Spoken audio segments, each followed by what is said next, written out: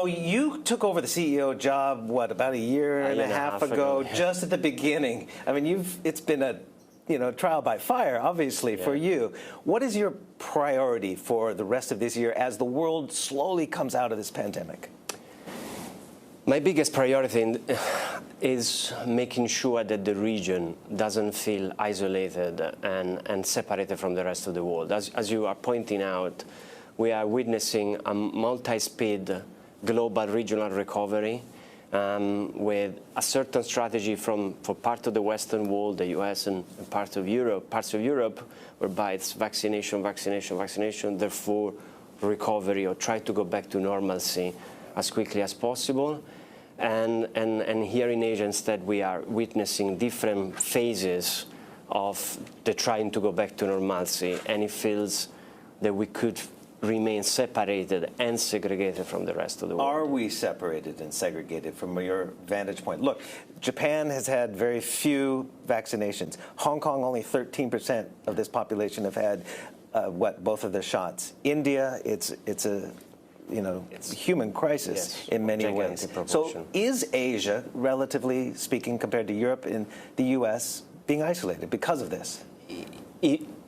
If the vaccination rate doesn't pick up where it's possible, where vaccines are available, definitely we will remain behind. That's my view.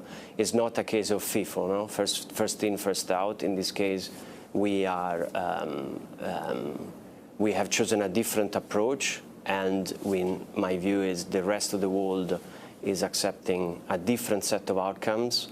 Or a different sort of predicaments based on vaccination, and the region feels a little bit left behind. And that's one of the things I'm trying to address internally. Now, I'm guessing you support the Hong Kong government's approach to kind of make some bankers, senior bankers, and also senior executives listed here in Hong Kong exempt from the really lengthy, upwards of 21 days quarantine back here, which is also cutting Hong Kong off. I think it's a first step towards Hong Kong trying to go back to some form of normalcy. Hong Kong is an open economy, and therefore it needs the ability for people to move in and out of the country, especially as an international financial center.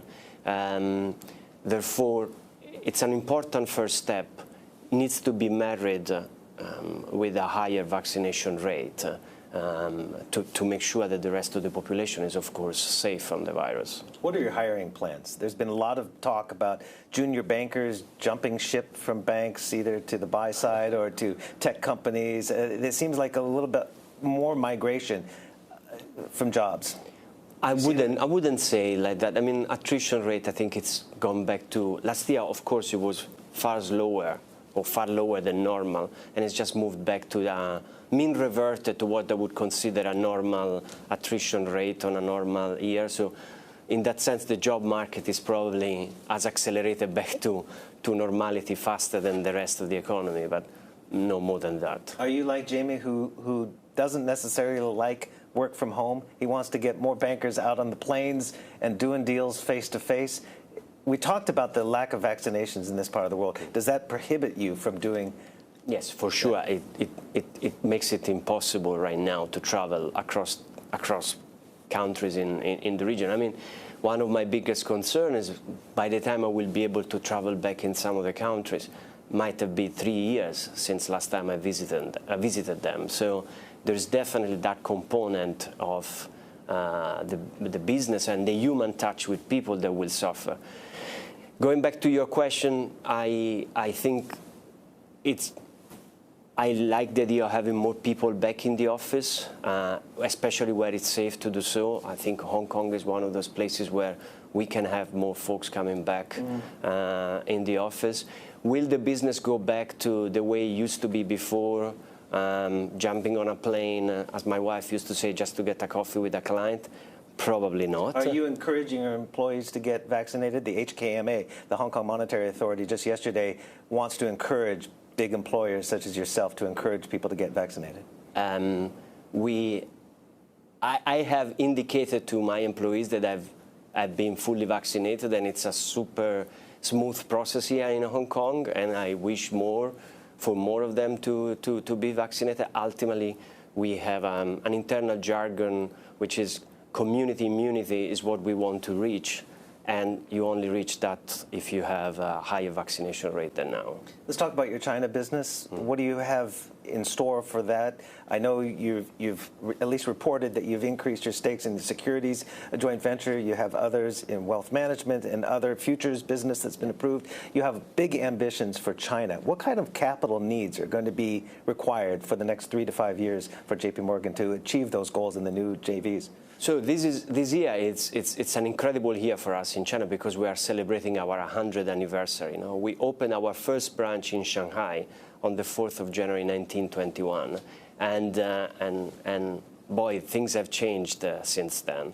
So China is a critical component of our Asia-Pacific strategy, and as you mentioned, we keep on investing, we keep on growing with China, and I keep investing with China. We have certain licenses where we are in the process of trying to go to 100%. In other cases, we have already 100%. The idea is to further boost our presence onshore over time, in order not only to facilitate the inbound business, global players coming into China, and the outbound business, Chinese players going offshore, but also start helping Chinese clients in the domestic part of the business. Do you have a rough estimate of what kind of capital you're going to need to achieve those goals? Kind of ballpark? We have plenty of capital, so how to deploy it, it's not a problem. What are your expectations for the Wealth Management Connect, another evolution in the linking between Hong Kong and the China's market? I know you have, 4 funds right now in the current MRF program. That give you a head start? All of it. I think all of these are a variety of tools that are at our disposal to make sure that we strengthen further our domestic presence onshore. And in general, we maintain also our footprint in Hong Kong, which we still see as the gateway to do business with China. How would you assess the pace of opening up in China? I know even throughout the pandemic, authorities have talked about removing the foreign ownership limits. There have been reports that you've upped the securities JV stake to 71%. Are you happy and pleased with the pace of opening up? For sure. I mean, is there a gap, though, between pledges and realization? No, absolutely not. I think the pace has been remarkable.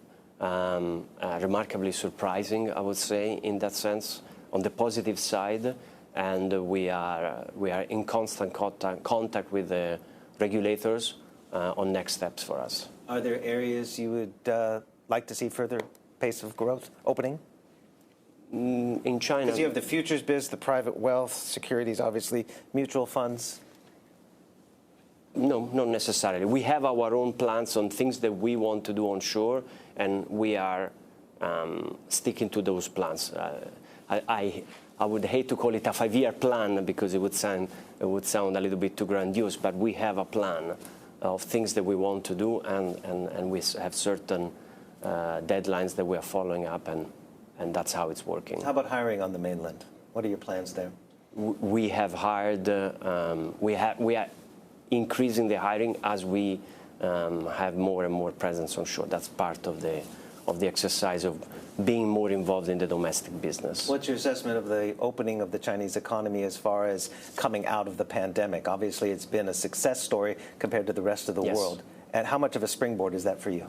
I think it's been an important springboard for us and for the regional. For the region last year in terms of ability to do business, et cetera, et cetera. The performance that China had was amazing. What are clients telling you at this global summit, and what's your main message to them? What they're telling us, what's on their mind is the multi-speed different recovery, inflation, and geopolitical considerations. On the other side, I would say tech. It's critical. Healthcare becoming super important. Changing consumer patterns and consumer businesses, and then optimization of balance sheet and presence for both local corporates and global ones. All right.